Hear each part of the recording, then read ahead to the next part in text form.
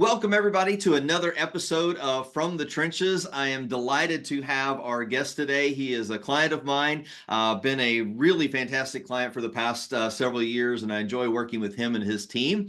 And today's guest is Chris DiGiovanni with Detailer's Roadmap, and his company is a recognized expert in SEO, websites, and marketing.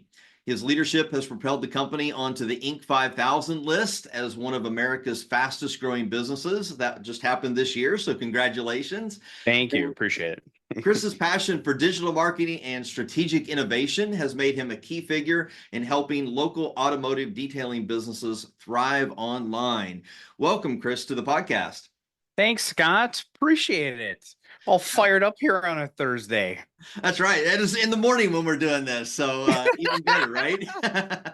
So I don't get to talk to you a lot. I get to talk to your team, so it's great to have this time with you this morning. And as we were kind of riffing before we started the recording of this, drilling down what we wanted to talk about, you've got something that I've never heard of. And I feel like probably a lot of business owners haven't heard of this either. And I'm interested in what you have to share about doability and desirability scales. Yeah, that's a great thing. Just a little bit of where my mindset is and why this even comes out. Uh-huh. I'm too much of a visionary. I am slap stuff on the wall. How come we're not doing this? And then second time, how come we're not doing this? And third time, I said we're not doing this. So I'm that kind of like goofball against the wall. Scott knows it because Scott works with us. And the reason I chose Scott to work with us, and we have the pleasure of working with it, is I know Scott could do a lot of the stuff that I used to have to do in my business. And Scott has the ability to execute stuff. So the desirability and doability scale is really kind of a neat thing from the audio users who are listening. Kind of think like January 1, let's just start the whole year. What do you want to do this year? Like, what do you want to accomplish? Whether it's your business, sometimes you can even use it personally. Basically, you're putting together 4 columns. It's not anything crazy. So it's one column of what do you want to do? So let's say I want to start a podcast, right? Yep. So podcast is the idea or the task. And then doability. How doable is it for you to start a podcast? Is the person who's coming up with this task, is it very doable? Do I have to get the equipment? Do I even have the room? Do I have the time? Right? Doability is like a real thing. Yeah. And then there's desirability, how desirable it is. Now, this is really, really key between desirability and doability. Doability means how much do you have to do it internally? Okay. You don't pretend you don't have that endless budget that you could just buy and buy and buy and hire and hire and hire and buy.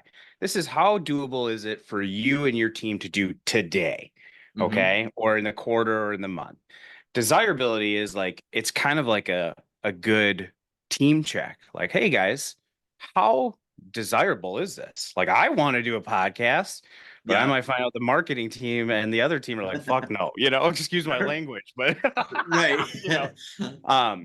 And then you typically can kind of almost make it like an accountability matrix, and you can have even a bonus column. Who's responsible for this? And then you literally will put down, like, an example is like for desirability, we were a 10 for our podcast. Okay. But our doability was actually 3. Okay. And we have a podcast. We have a podcast that we've had for a year and a half. But because our doability was so low, we actually ended up hiring a person to run our podcast.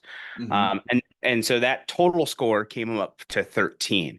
And it kind of helps rank against other things. So like, let's say the next task was, man, we got to really run ads or retargeting ads. Doability is what? 6, 7. How do we feel? Okay. How desirable is it? 2, 3. And it kind of actually helps you rank what you want to do throughout the year. And we kind of love it so much. We actually end up doing it on a quarterly basis, like kind of like, hey, we completed these tasks. We got these done. This person was responsible for it. Here's the current status. And it actually really has kind of shot us through the roof of like not getting past the day to day, if that makes Hmm. sense. Like Yeah. beyond just surviving or activating or anything, Right. to the point of like, sometimes it might open up large holes in our business. So Hmm. the example is we hired a podcaster. Like I could just did not have the doability time frame Yeah. to go chase people, get them on, schedule time, have a time, it just didn't make sense. Sure. Uh, and that's kind of the desirability doability scale. And if anyone's listening to this by the time that you hear it, if you go to detailersroadmap.com/scale, I'll have it up for you where you can download an example of it for you. Awesome. Yeah, this is kind of the trap that I feel like a lot of small business owners and entrepreneurs get into is you kind of start having all those fires that you have to put out, the stuff that you have to do, but people, like you especially, and I'm kind of this way as well, you've got these visions of all these grand things that you want to do. And so the desirability may be great, but then you start thinking through, oh, what's it going to take to actually get this done? Right. Yeah. And then you got to figure out, like, is it really doable, and what can I shift around to actually make this happen? Yeah, and if it is a shift or if it's truly a hire, because if your doability is 1, 2, 3, 4, 5, Hmm. that probably means you just don't have the time. You like Yeah. doability under 5. We have a fourth column in there. It's SML, which is short, medium, and long. And Okay. short means we can execute this in 30 days. Medium terms means we can do this in 90 days. Long term means we can do this in 6 months to 12 months. Hmm. Uh, and that kind of scales pieces out and stuff like that. And it kind of helps break it out. I noticed once we started doing this that, boy, we were able to actually get stuff to market much quicker, Hmm. uh, because we held accountable. It actually made bonuses really easy as Yeah. well for employees. Like, oh, you did do this. Like, this Mhm. was a, you know what I mean? This was like, we did achieve this. Yeah. It really kind of like, I have a list every November I walk into, and I'm like, damn, they really did do this 7 things, the 10 things that we talked about in January. So, Hmm. yeah. So with your team, and you've got a relatively small team, but everybody's working on all of these different ideas and stuff. Do you kind of like create this master list in your January planning session, and then figure out, like, okay, the out of these 20 things, we're going to focus on these in the first quarter, and then maybe carry some of those over into later quarters, or? Yeah, that's a great question. We do start with a master list. We kind of almost do a wipe every year. It's kind of easier a Uh-huh. little bit, but we do break it up in quarter 1, quarter 2, quarter 3, quarter 4. Okay. We're not terribly big. We're not terribly small. We're still a sub 20 person company at the end of the day. Hmm. Um, so we actually have creative, right? That's me slapping shit against the wall, just like, why aren't we doing this? Here's We another have great idea. Here's another great idea. I'm terrible, creative team loses their mind when I enter that one. And then support team actually has one. And you're part of that kind of that support team task piece, right? Like, Hmm. so, hey, Yep. do we need to implement a billing dashboard? Hey, do we need to look at the automations for Evergreen? Hey, we need to audit our results out of SEO, stuff like that. Like, Hmm. so we actually have a support board, we have a Okay. creative board, and then we'll probably actually now have the department's getting big enough. We'll actually probably have a web development board that's Hmm. slightly separate than creative. That's Yeah. kind of like a whole different animal. Yeah. Now, for like some of the listeners may be solopreneurs. So, Yeah. obviously their doability is going to rank fairly low, probably on many things, but they've got a lot of great ideas. What would be some advice that you would give to solopreneurs that don't necessarily have a team and they don't necessarily have a large budget? How would you guide them through figuring out, like, what's the one thing out of their list that they should focus on, and maybe if they need to outsource parts of that? Yeah, I would go to my friend Grant Menard, who's kind of been preaching this quite a bit, is that before you dip into that doability and desirability scale, what is the largest pain point in your business as you as a person that you're running and operating your business? And potentially, can you outsource that completely, train it, SOP it, whatever you need to do? Hmm. Because you will not get to that doability, desirability scale if you're doing 80 hours in your 40-hour work week. Yeah. It sounds like you just don't have the ability to literally offset that part of your business off. So I always kind of say what Grant does is he says, put three columns together. He says, here's things I love to do in my business. Here's things it's like, I'll do it. I don't love it, but I can manage. And here's like, I got to get this stuff out of my pocket right away. His was like doing the actual detailing and doing the accounting. So he tried to shove it off. You can Hmm. only do that if your profit, and you got to know your numbers. So coming back to your original question of like, how do you kind of pick that one desirability doability scale? I Hmm. would almost say hire this person, right? Like Hmm. to do these things that I hate doing. And if you don't have that, that means either A, we're not talking to enough people, or we're not profitable enough to bring in somebody. And it's a real thing. So Yeah. Yeah. I love the fact that you mentioned that you've got to know your numbers, because I know a lot of small business owners. I have enough conversations that, they don't know the core numbers that we really need to be looking at. What is our profitability? What's the revenue that we're bringing in, and, all of those key factors. So how do you, as, a team or yourself, like, there's probably bazillions of ideas that yeah. you have desire to do. How do you start to whittle those down as you're putting them on, like, even just coming up with those? Yeah. So so a perfect example is I'm the guy that's throwing 40 rows up on this sheet. But that doesn't mean I'm going to execute those. So Right. so the fifth row that you'll eventually get to is who's responsible for this. Hmm. Uh, and so if you're the person responsible or you're handing it off to number one, number two, number three, that person is going to say, I don't think I can do this because you give me XYZ. That has to do with the communication piece more than anything. But, Hmm. and some of them are dead obvious, right? Like, oof, that's a big project. Yeah. What is realistic? So it's very much an accountability thing. Hmm. If something's on that board, we're kind of saying we're locking it in. There's some flexibility, stuff pops up, that's how it goes. But Yep. we don't want to see stuff that was a short-term goal in March turn into a long-term, this just never happened. Because Hmm. we'll do quarterly checks the whole time. Right. We'll see, and we use Basecamp, but we will see if stuff's being checked off throughout that whole process. I mean, there's some flags. We have one person that's kind of doing it. When it was just me and Melissa, it was kind of like, okay, Melissa, here's this desirability, here's this doability. Clearly, I'm not the person responsible. What, how feasible is this to Hmm. get done for you? And we would just have it's conversations. You will find out in that conversation of that doability and desirability scale, they will say what their doability is, right? Like, I don't know where to start. Well, boom, shoot that puppy down to the bottom. Yeah. Maybe that means we don't do it. So we actually rank them. When we used to do marketing for a lot of major companies, we would Mhm. do this. And then when you combine desirability 1 through 10 and doability 1 through 10, you get an addition, right? Mhm. So you get 18, 19, 20, you get some 13s, you get some sixes. So you can say, hey guys, here's the 40 things you guys talked about. And Mhm. here is a ranking of what is feasible for you to do internally.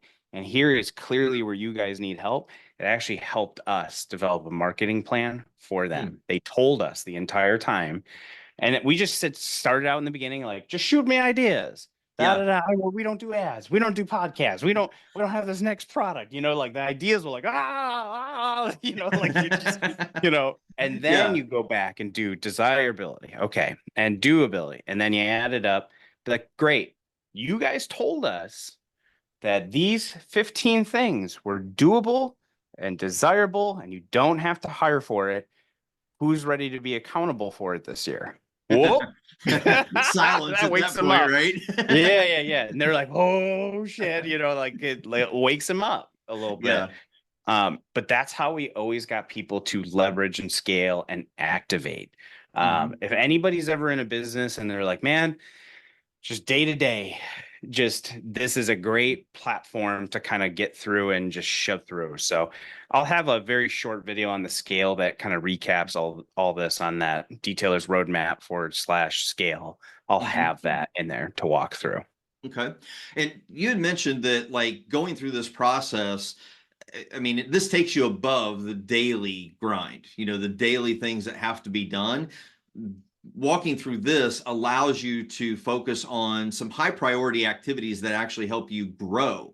Can you kind of describe some of how that's helped you, like the growth that you've seen by implementing this? It made hiring very clear personally. Like, oh, we want to offer this to our customers. Hmm. And even though I could do it, and that's kind of how a lot of times this always starts, right? Is like the business owner can do everything.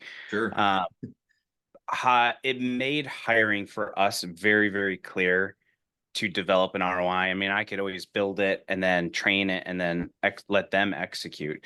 So Hmm. for us, from a scale perspective, it really opened our eyes to we don't have this person. Hmm. Uh, and then going back to your conversation about numbers is like, then I'm like, damn, we totally listed 9 things we want to do, but we can't do because we don't have the person that probably this is a job description 80% of the way. Hmm. Um, do I have the numbers to afford that person? And will those pieces net me even more? And that's kind Right. of how I backtracked it. I don't do anything without numbers. I Yeah. didn't hire Scott without numbers. I didn't hire the next person without numbers. I don't run ads without numbers.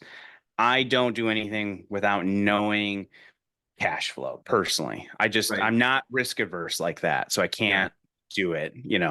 But that's my MO. Gotcha. And then as your team, so obviously you guys are meeting quarterly, to come up with these ideas.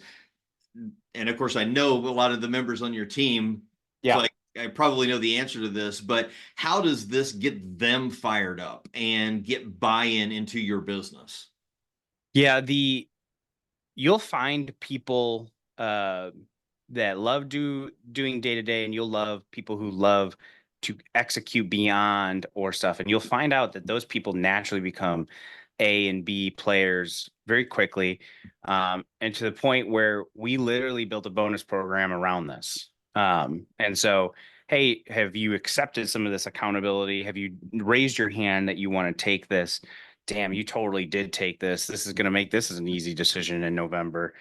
So, I am very much like give money back to the employees because this company does not grow without them.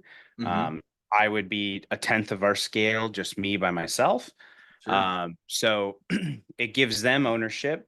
They can see the ball move. They can see their financial stuff move. Sometimes it's not always financial too. It's like a real Right. thing. Like, hey, I've had that conversation the other day. Is like, what motivates you? And a lot of times sometimes it's not financial. Oh, I want additional 2 weeks off. Well, shit, I'll give that to you. Fine. If that's what you want. Now Yeah. there's always a cap to an end to that eventually down the road, but Right. um, there is, I find that if they have a piece they own, they are accountable for it, they get the recognition, and they truly are moving it. I Hmm. mean, it's high fives all the way around for Yeah. sure. So Yeah.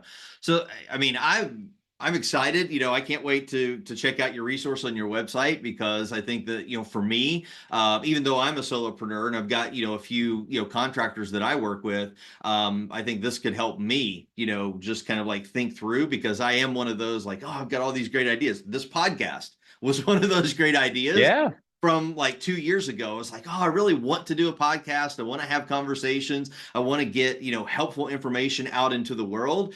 It was really high on the desirability scale, but like doability, I just never felt like, oh, I can do this or that I've got the knowledge or skill set to do it. But now I'm just kind of like diving into it and we're we've already launched it now. And so it's exciting. It's fun. And so now I'm figuring out more ways to be efficient with that. And then soon I can anticipate, kind of like you, offloading some of this, to other people. Yeah, I mean, this is kind of roughly what it looks like. And people who are listening to the audio side won't be able to see this, but you have your priority, you have your person responsible, you have your term, the idea itself, and then how desirable, how doable, and then your total is. It's dumber than what it really is. It's the Yeah. easiest way to say it, you know? But it's really like laying it out on paper helps a lot of us, figure that out. Because if it's all up in our head, it's just a bunch of mush. But when you can see it on paper and you have that number, now you can make informed decisions with it. Yeah, yeah, yeah, absolutely. Awesome. Well, Chris, I really appreciate you taking time to share that with us. I know that this is going to be valuable to all of our listeners. Is there anything else you want to throw in before we wrap up for today? Feel free to check us out. I mean, I feel like this is not going towards my audience, but that's okay. Detailersroadmap.com. You can follow me on LinkedIn, Facebook, Instagram. I'm Chris DiGiovanni. It's terrible last name. Just kind of imagine you were going to look up a pizza. That's exactly how it's spelled. You're more welcome. If there's anything I can do, if you get hit with my autoresponder on Facebook Messenger, it does not mean that I won't respond to it. It just means there's better ways to probably communicate with me, and I'll always get back to you if you follow those. But if you're not using Scott, as a shout out for Scott, Scott was someone who we went and we tried a few different people. I used to do all the automation in my business, and it was a very hard thing for me to pass on to someone. And I can honestly say, Scott, it's been a great partnership. There's no one else I would want on my team who could do that automation on a daily basis. So you've been great for us. So thank you again. Well, I appreciate that, Chris, and your team. He's gonna clip the shit out of that one. Yeah, right. Yeah, no, you and your team have been amazing to work with, and I know we've had some challenges, throughout the couple of years and stuff, and it's been, a pleasure to work through those, with you and Yeah. your team to kind of Yeah, get you've some of always those developed software good glitches stuff. and everything kind of squared away. But And it's always been challenges with the software, not with personality. right, yeah, Or exactly. Challenges with the software, which hey, it's technology, right? So That's right. and just to kind of let the audience know, Chris is a wealth of knowledge. I'm hoping that I can convince him to come back at a later time and talk about SEO and websites, because the work that they do for auto detailers, the success that they bring to their clients, the secrets and the tactics and the strategies that they have, I know can be applied to other industries. Chris and his team, they dedicate themselves to the auto detailing business because it's wise to niche down and go deep with that and the success that they have for them. But I would like to extract some of those things so that others can apply that in their businesses as well. So, but Chris, I appreciate your time here today, and everybody will make sure that we've got all of the links how you can connect with Chris, get a copy of the resource that he was talking about today on the scale chart. And we'll put those in the show notes for you. And we'll see you next week on From the Trenches. Awesome. Thank you.